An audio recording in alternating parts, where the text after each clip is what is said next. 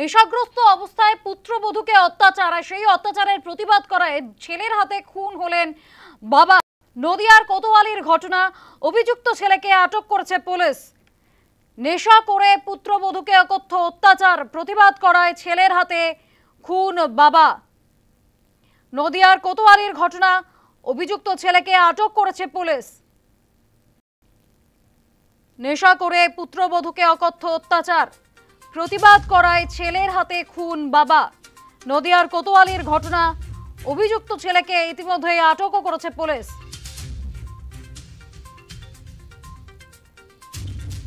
নেশা করে পুত্রবধূকে অত্যাচার, প্রতিবাদ করেন ছেলে, আর সেই সময় প্রতিবাদ করায় ছেলের হাতে খুন হলেন বাবা।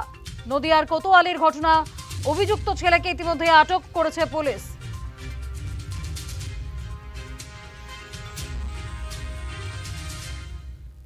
পুত্রবধূকে অকথ্য অত্যাচার করেন শ্বশুর, নেশা করে এসে পুত্রবধূকে অত্যাচার করেন তিনি, প্রতিবাদ করায় ছেলের হাতে খুন হলেন বাবা। এ বিষয়ে আরো বিস্তারিত জানবো, আমাদের সঙ্গে টেলিফোনে রয়েছেন প্রতিনিধি সুমন মজুমদার।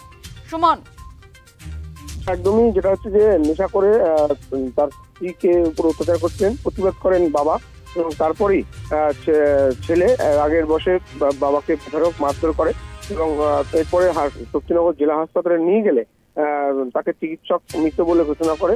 এরপরেই কিন্তু স্বভাবতই পরিবারের শোকের ছায়া, এবং এই ছেলে প্রায়শই মদ্যপ অবস্থায় আসতো এবং নেশার জন্য টাকা চাইতো বাড়িতে বারবার, এবং সেটারই প্রতিবাদ করেছিল তার বাবা, কারণ তার স্ত্রীকেও মারধর করতো টাকার জন্য।